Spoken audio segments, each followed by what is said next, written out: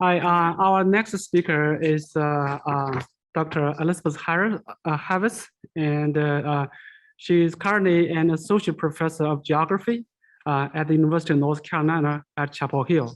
She will officially assume the full professorship starting January 1st, 2020, in less than 2 months. Congratulations. And Very she kind will of be you. speaking on mobile species, global industry, and national interest in the Western and Central Pacific Ocean tuna fishery. Thank you. Take it away. Thanks, Dr. Song. Am I sharing the PowerPoint slides? Yes. That's what you see? Yes. Okay, great. Thanks so much. I want to thank Dr. Song for inviting me and including me in this symposium.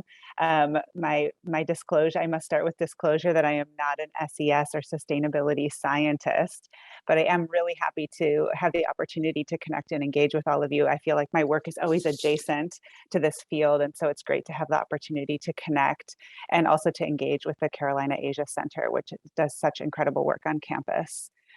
So I think that Dr. Song asked me to join this symposium in part to offer a different gaze and to talk about my work on tuna fisheries in the Western and Central Pacific Ocean, so in the Oceania area. And when he asked me, he said, oh, you know, the rest of the talks will be focused on land, so it'd be good to see the sea nearby as well. I'll talk a little bit about my longstanding work on this fishery, but I thought it might be useful to just talk a little bit about how I work. I'm a critical social scientist. I do work with a lot of interdisciplinary engagements. So I'm looking at the histories and political and economic relationships as they're co-produced with ecological processes. And I found that this has been a really exciting way to engage with SDS scholars and to kind of probe the contours, the trends that you all are finding through modeling, through quantitative data, and to try to tease out explanations for why processes are emerging in the way that they are. So I think hopefully I can engage in offering two additions to the discussion so far. The first is some ideas about studying social ecological systems at national and international scales. And the second is to turn your attention briefly to the oceans and to thinking about how mobility in social ecological systems influence the outcomes that we're all interested and concerned with.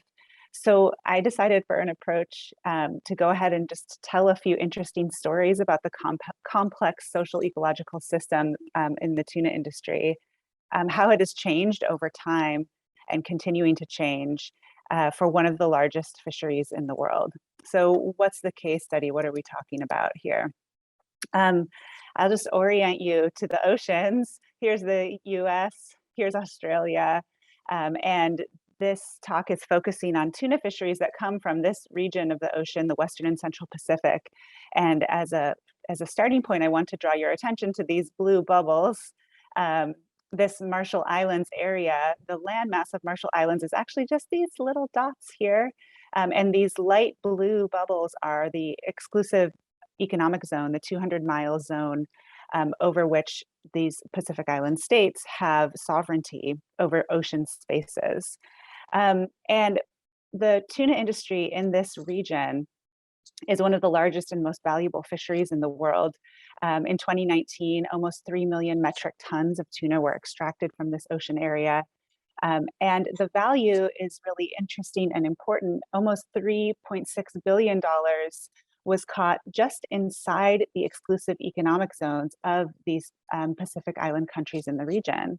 And of course, this is a really important economic sector for these countries. In some cases, the licensing fees for catching fish accounts for upwards of 50% of their GDP. So this is really important to the economic stability and livelihood questions in the region. And this is a really interesting case because of the way that mobility shapes all of the elements of this social ecological system. The tuna fisheries are highly migratory. They move throughout the Pacific region. They're influenced by climatic variables, especially ENSO, for instance. The fishers are also global and mobile. The vast majority of fish caught in this region is caught by distant water fishing nations and distant water fishing firms from Japan, the US, Taiwan, Korea, China, and others. And they come into this region and engage in political negotiations to gain access to fish from the Pacific Island countries. Once the fish are caught, they are mostly exported out of the region for processes or directly to markets, and then eventually make their way to major markets around the world.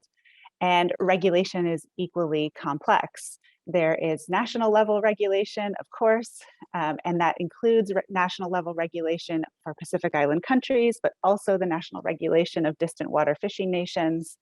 There's sub-regional cooperation among Pacific Island countries in this area, and even a broader scale of regional coordination through regional fisheries management organizations that are mandated to include the interests of coastal and island states, but also distant water fishing nations trying to access fish in this area. So everything's in motion in this fishery, as in the systems that all of you study as well. And I just thought I'd include this slide to let you know what the final products are. By volume, the most important outcome from this fishery is canned tuna, shelf-stable tuna, extremely important source of very inexpensive, high-quality animal protein around the world, and of course, products that end up in sashimi, sushi, and sashimi grade fisheries. And things like conveyor belt sushi, and for restaurants. From here, I want to talk through three moments that help to explore the role of states, in particular in fisheries social ecological systems. So what I wanted to focus on from here is to ask about how state sovereignty and the ability of states to govern these mobile resources, a mobile industry, is formed and shaped in relation to the ecological elements of fisheries systems, and what opportunities and challenges are presented through those processes. So states are, of course, central actors in fisheries management. They determine the rules and regulations for fishing and apply them to their sovereign ocean spaces and resources within those 200-mile exclusive economic zones that I mentioned. So what I want to show here is the way that sovereignty or state decision-making is embodied in state regulations. It's not exclusively national or territorial. And this is particularly the case in relation to highly migratory species or any sort of ecological process that transcends national boundaries. Instead, this question of sovereignty and the ability of states to do regulation for highly migratory species is negotiated between states. So I want to show how highly migratory nature of tuna and the transnational capital that hunts it demand that states collectively define and negotiate the terms of sovereignty. And there's growing attention to resource management as a tool through which states construct sovereignty. States use resource management to extend their spheres of influence in maritime areas and otherwise, as they build and maintain national resource production systems. So we'll start in San Diego, where in the interwar and post-war period, the United States tuna fishing fleet innovated purse seine technology and contributed to the industrialization of tuna fishing. In this time period, with this new technology, American tuna boats that originally had been fishing off of the California coast here began being able to have the technological capacity to move throughout the Eastern Pacific. So this is an old graphic of the fishing range of the US fleet once these industrial technologies expanded. And by the 1960s, the fleet began to move from the Eastern Pacific into the West in search of abundant and less well-regulated fishing grounds. So they did this through funding from the US government in the form of direct subsidies, and also scientific studies that were supporting the investigation of what stock status looked like in this relatively new frontier for resources. And the US ended up finding opportunity around the Pacific Island countries in waters that at the time were unregulated and did not require any payment for fishing. There was no sort of regulation at all. However, by the 1970s, nearly all of the Pacific Island countries that had they had started to declare these 200-mile exclusive economic zones. And they were playing leadership roles in calling for the United Nations Convention on the Law of the Sea. And this was a part of a larger developing country effort for global economic redistribution after colonialism. That many of you are probably familiar with, a call for a new international economic order.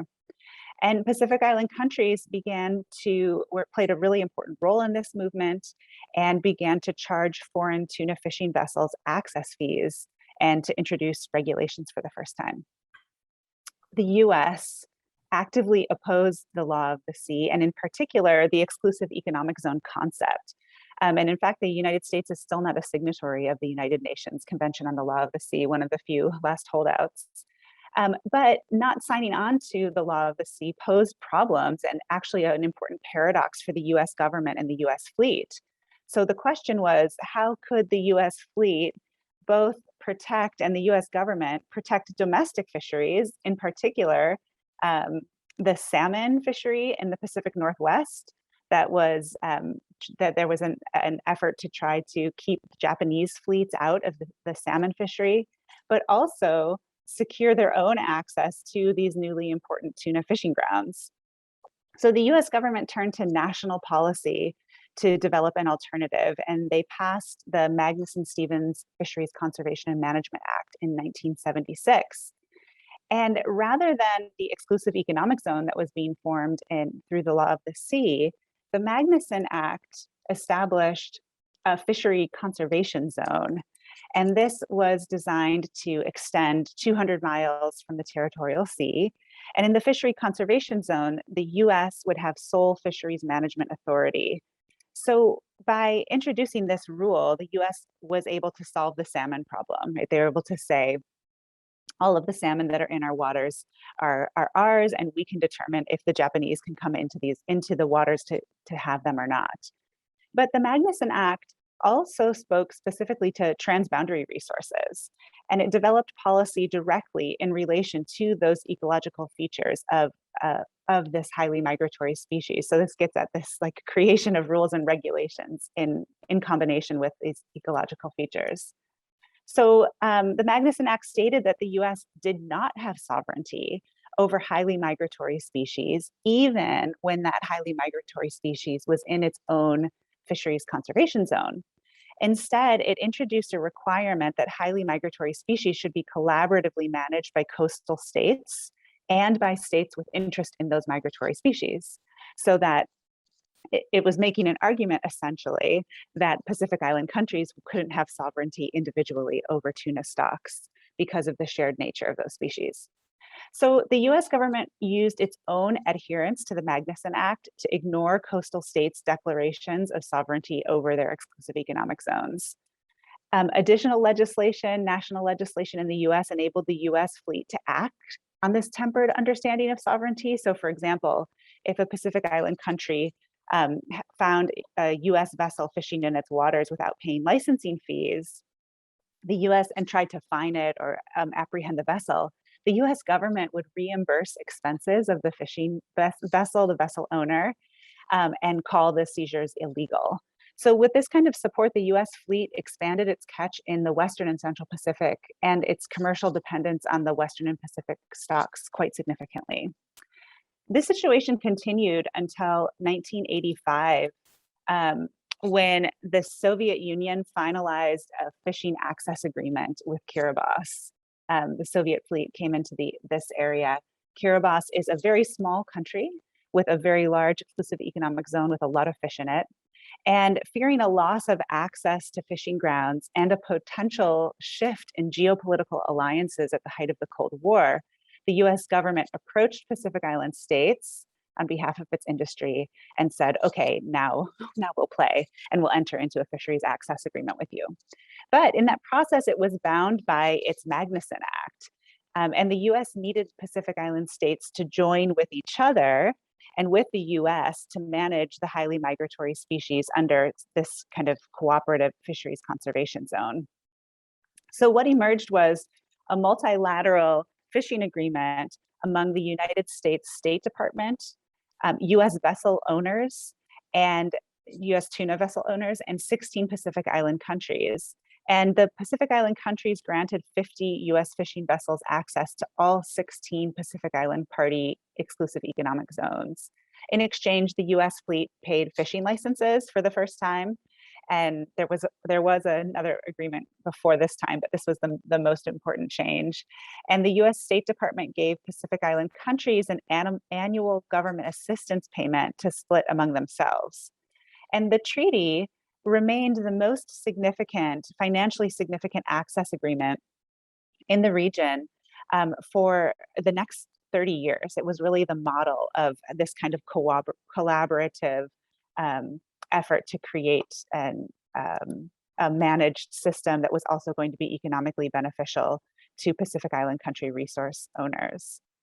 And I think what's really interesting about this particular example is that this compromise that resulted in this treaty respected both US ideas around sovereignty over mobile species and also Pacific Island countries' exclusive economic zones, and including Pacific Island countries' right to regulate foreign fishing activity. Since this time, this is sort of the second moment in this broader story.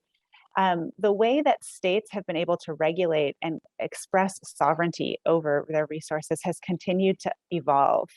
And this is a fascinating case. In 2009, 8 Pacific Island countries began to engage in sub-regional collaboration and to manage their exclusive economic zones collectively to try to strengthen their control over tuna.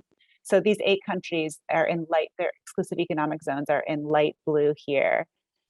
And they've worked together in management and in tactics that have been very effective because roughly 40% of global tuna catch is taken in these 8 exclusive economic zones. And I'll offer just 2 examples of how their collaboration has enabled them to expand individual and collective powers associated with their sovereignty, and might be considered a sort of sub-regional social ecological system. First, these 8 countries have agreed that if a vessel wants to fish in any one of their 8 exclusive economic zones, it won't be allowed to fish in these hatched pockets of the high seas. The high seas they're demarcated here. And this is a really interesting tactic because by blocking fishing in these high seas pockets, these 8 countries have challenged international law that designates these pockets as the high seas, as nobody's property. And they've, in effect, have exerted regulatory influence over them. The effect has been that they're channeling fishing effort out of the high seas and into their exclusive economic zones where they can charge for and regulate fishing. And fishing enterprises, fishing firms, must follow the fish to survive commercially, so they comply. And this changes the way that fishing firms have to behave. So here is an image, the same areas. Here's the exclusive those pockets of high seas, for instance, and these dots indicate US fishing effort in 1994. You can see that it's just completely spread across that ocean area to try to be as comprehensive and cost-saving as possible. And then we can see in an updated figure from 2016 that there's no US fishing effort in these high seas pockets, right? So it's this interesting strategy to influence this spatial practice of production. And also through collaboration, these 8 countries have enforced a uniform minimum price for fishing access. And the effect is they're often now called the Tuna Cartel, or the sort of OPEC of the oceans, because they've increased their access fees 4-fold over a very short period of time. In 2010, the countries charged approximately $120 million in access fees. And by 2018, which is not on this figure, it was up over $750 million. The figures are also evident in that US access agreement that I talked about, the gray bars here in this figure. In 2013, the treaty was valued at just $21 million a year, and by 2015, the US State Department and industry began paying $90 million for access. So it's a dramatic expression of power of some of the smallest states in the world over large industrial powers, the US, China, the EU, Korea, And it was made possible by cooperative regional expression of resource sovereignty that was also born through these ecological features of highly migratory species. Prior to this time, distant water fleets would just negotiate Pacific Island countries off of each other, right, and get their individual access at low cost, with low cost options. I'm getting my 1 minute, perfect timing. Okay, so the elephant in the room, of course, is climate change and the question of if and how warming seas will reformulate this social ecological system and also reshape resource sovereignty relations. And in particular, Pacific Island countries' hard-won victories in fisheries management. Pacific Island country governments are showing leadership in climate negotiations. I think people are probably familiar with their ability to punch above their weight in climate negotiations. And they're also proactively aiming to develop new governance regimes that will enable them to maintain sovereignty over resources in under conditions of changing climate. So they've begun to ask questions like, as sea level rises, what happens to Pacific Island resource claims and their ability to govern and manage change? As Pacific Island countries become uninhabitable and Pacific Islanders migrate, do they maintain rights and ability to manage these oceanic resources? And some findings in recent studies have shown that under business as usual scenarios, biomass of the 10 Pacific Island countries that have the most catch is projected to decline by average of 13% by 2015. And this will correspond, of course, with significant losses in access fees. So this is clearly elaborating these environmental justice concerns associated with climate change. Pacific Island countries are thinking ahead on these questions and creatively formulating governance possibilities to address these challenging conditions. So they've been leading on using spatial data to establish their maritime zones and notifying them to the Secretary General of the United Nations, affirming that the zones will be fixed irrespective of changes to the shape and size of islands as they're wrought by coastal degradation, the rising sea levels from climate change. And their goal is to enable climate migrants leaving the Pacific to maintain access and licensing and economic benefits from their exclusive economic zones. So there's a lot of challenges with how to do that and how to engage in the messy geopolitics through which that will have to take place. So yeah, that's the end. The findings are essentially to offer some ideas and provocations for social ecological system scholars on multiscalar governance, mobility in the oceans, and to take into consideration the way that state power is not individual or reducible to a national template, but is formulated through these kinds of global relationships. So I'll stop there. Great, thank you very much for a great talk. And indeed, it's a great diversion from the other talks. We're talking about the immobile resources. We are talking about these mobile resources, and amazing. And so I do have a question from two questions now from Professor Erin Seals. So in the interest of time, please as brief as you can. Okay, Sure. So what factors allow the Pacific Island states to cooperate so effectively? And do you have hypotheses about why those 8, not others, joined the coalition? Yeah, thanks, Aaron. That's a great question. First, in my work, I've really teased out the challenges as well of this kind of cooperation. So there's lots of things. These countries have been cooperating since the 1970s on regional management. And it took a really long time, right? It took more than 20, 30 years for them to be able to create this kind of collaboration. And it's fragile because even though these are 8 small countries, they actually have vastly different interests economically, culturally, et cetera. So it's a fragile coalition. And the reason that others have not joined the coalition, there are a couple of others that have joined, but it's because they don't have the fish. So these are the countries that have the most fish, the Southern Pacific area. They don't have as much fish. So that's where we get this like coupled ecological system.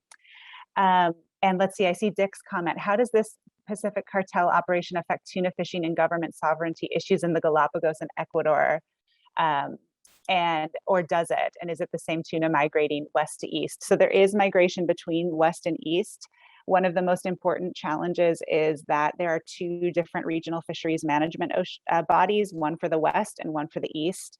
And so they have to work on kind of coordination across those two regional fisheries management organizations. But it can be the same vessels and fishing firms. So in other work, I've spent a lot of time studying those firms and markets and how they work. And so there's a lot to be learned by thinking about these systems in a connected way. Yeah, Conky, I can stop. Can you also briefly respond to Dr. Wiener's question? Hi, Dr. Vina, nice to see you here. How much does illegal fishing influence governance in these zones? It's a great question. There's been a ton of interest in IUU fishing, illegal, unregulated, and unreported fishing. And the estimates are that there is a very high percentage of fishing that's undertaken through illegal means. And so this is another way that kind of new data science, new data technologies that are governing where vessels are fishing, when and how to govern these fisheries in a way that's transparent is gaining a lot of attention through technical mechanisms and regulatory mechanisms. So it's one of the top concerns along with climate change in these fisheries. Great. Thank you.